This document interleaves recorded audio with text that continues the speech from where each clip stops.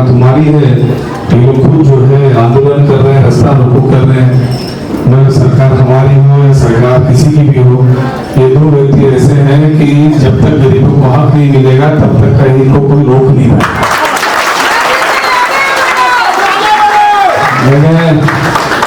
और ये हकीकत की बात है। बहुत बधाई जो है वो प्रवीण शिंदे साहब को भी दूंगा।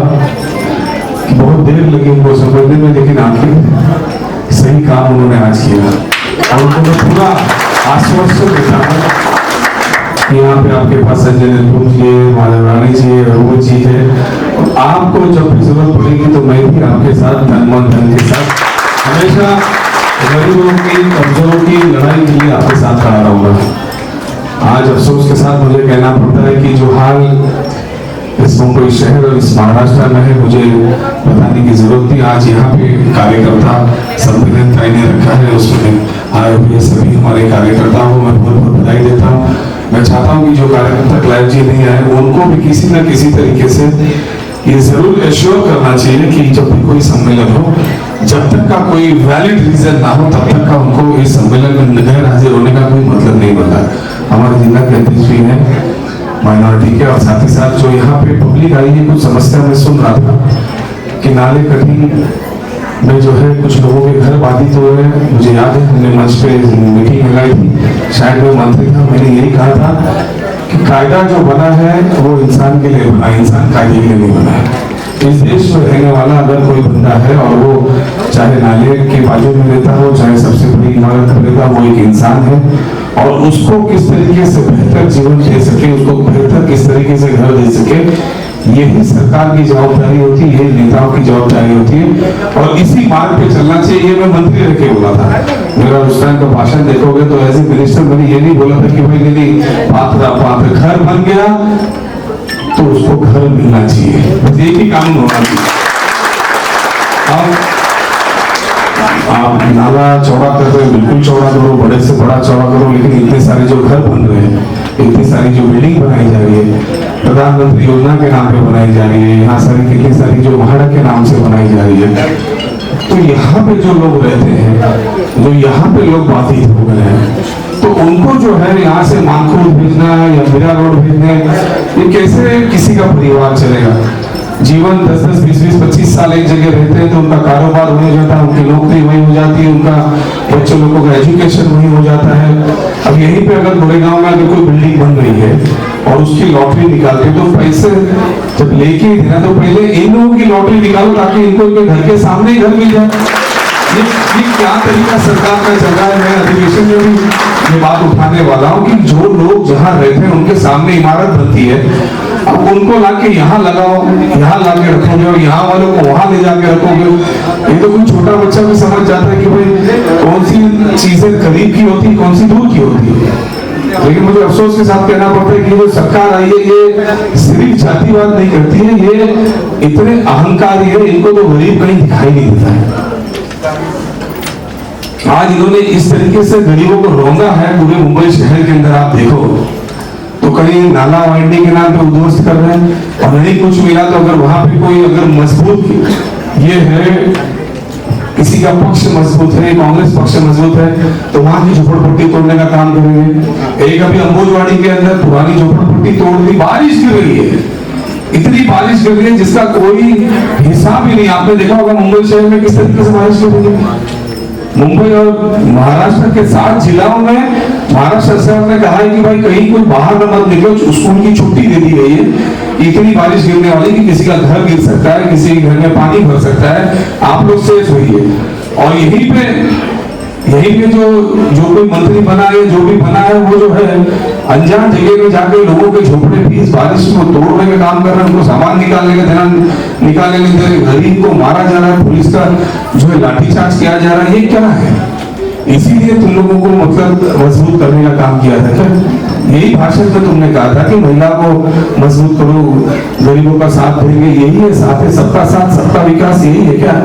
आज नालों पे जिन्होंने अपनी जिंदगी निकाल दी, आज वो अपना हक का घर मांगने के लिए अभी तक भटक रहे हैं।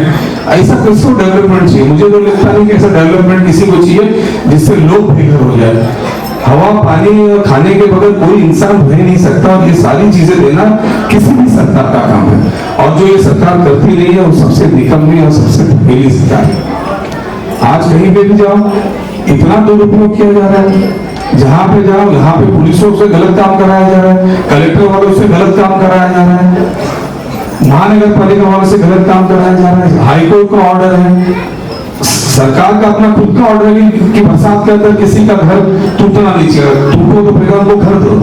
मैं आप लोगों को ये जरूर आश्वस्त करता हूँ संजय जी भी यहाँ पर है कि जो भी हमारे समस्या में कुछ लोगों की समस्या सुन रहा था, मैं डिटेल में नहीं जाऊंगा माधवी जी, लेकिन मुझे एक बात का हमेशा अफसोस रहता है कि मैं आज 25 साल के इस जीवन में मैंने कुछ कार्यकर्ताओं को ऐसा देखा जो कभी निराश नहीं हुए, कभी हताश नहीं हुए, हारे जीते जो भी हुआ, लेकिन पब्लिक की समस्याओं के लिए लड़ते रहे। इसी हमारी माधवी है, उनको टिकट दिया गया, वो लड़ी, लेकिन इतना लड़ने के बाद भी जो है बार बार मायूसी उनके हिस्से में क्यों आती है, ये यहाँ पे बैठे हुए कार्यकर्ता को भी सोचता हूँ, यहाँ पे सामने बैठे हुए जो लोग आए उनको भी सोचना चाहिए कि जो आपके घर के लिए लड़ती है, जो आपके लिए केस खाती है, जो आपके लिए अपने हमेशा तैयार रहती है, दिन हो रात हो भागती है, मीटिंगें देती है, यहाँ मीटिंग वहाँ, तो आपकी जवाबदारी नहीं बनती कि जो भी प्रत्याशी जब कांग्रेस पार्टी का हो या माधवी ताई राणे जैसा हो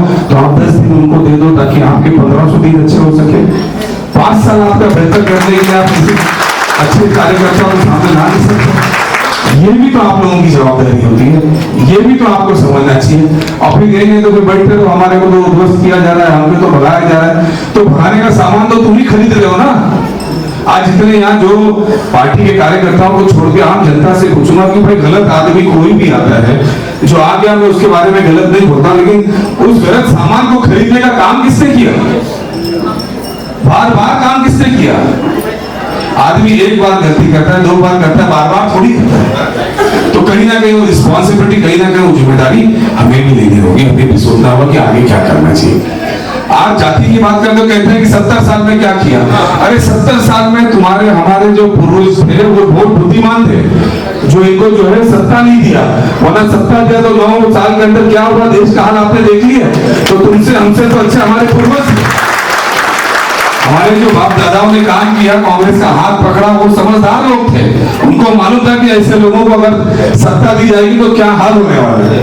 हम सोचते हैं कि वो लोगों को कुछ आता नहीं था, उनको मोबाइल चलाने नहीं आता, उनको कंप्यूटर चलाने नहीं आता, उनको हवाई जहाज का टिकट घर में बैठ के करने नहीं आता, यही सोचते ना हमारे माँ बाप के बारे में। अरे हमको क्या आता, हमें तो बैठ के बटन से उल्टा बटन दबा के कैसे कर सकते। तो बुद्धिमान वो थे या बुद्धिमान हम लोग, समझदार वो थे क्या समझदार हम लोग।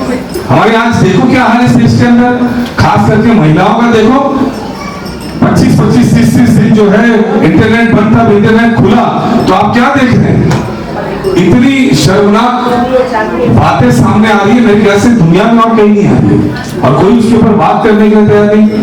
जितने चैनल इस देश के अंदर चल रहे हैं सबने अपने मुंह में क्या लड्डू रखा है समझ में नहीं आता है। बहुत सारी महिलाएं, नहीं तो मैं बोलता अपनी बातें वहां पे, मतलब क्या है, याद रखना, उन प्रेस वालों को भी बोलता हूँ, याद रखना, उन म्युनिसिपैलिटी और कलेक्टर और पुलिस वालों को भी कहता हूँ कि इस रास्ते पे जब वो चलेंगे हमारी माँ बहनें तो उनको भी पता चलेगा गलत करने वाले को कि ये पुलिस की बेटी है, कलेक्टर की बेटी है, किसकी बेटी है। जो गलत हरकत किसी और की बेटी के साथ हो सकता है, हम में से तुम्हारे में से किसी के साथ भी हो सकता है, ये समझ के रखना।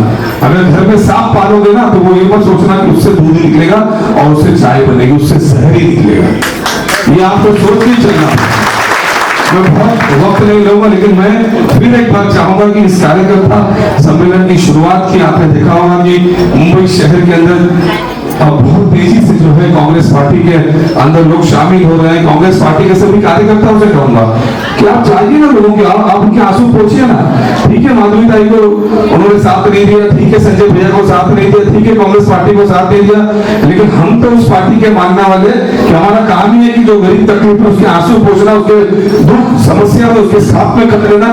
कभी ना कभी तो उनको एहसास होगा कि हमने जो गलती की है, अब सही आदमी सही पार्टी को हमको दिखा के कोई जात की, कोई प्रांत की कोई बात तो हम लोग करते नहीं, हम तो इंसानियत की बात करते हैं। किस तरीके से ज्यादा से ज्यादा लोगों को खुद सुख पहुंचा सके। किसी आज एक घर का मसला में पिछले 2-3 साल से मुझे सरकार हमारी थी तब कोविड था, कोविड से जैसे हमारी सरकार बाहर निकली तो लोगों ने खुद जो है कोविड सेंटर में हमारे लोगों को भेज दिया।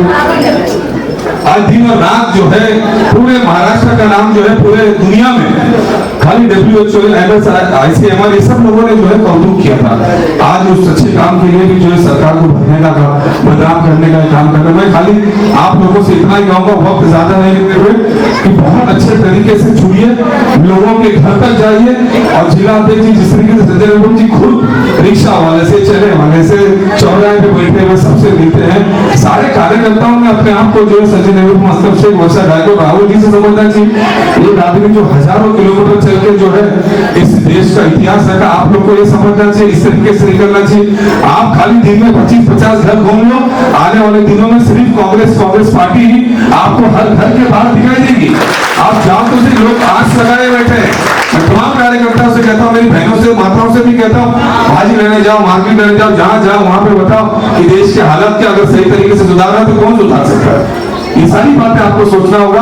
मैं माधव और पूरे इस गोरेगांव के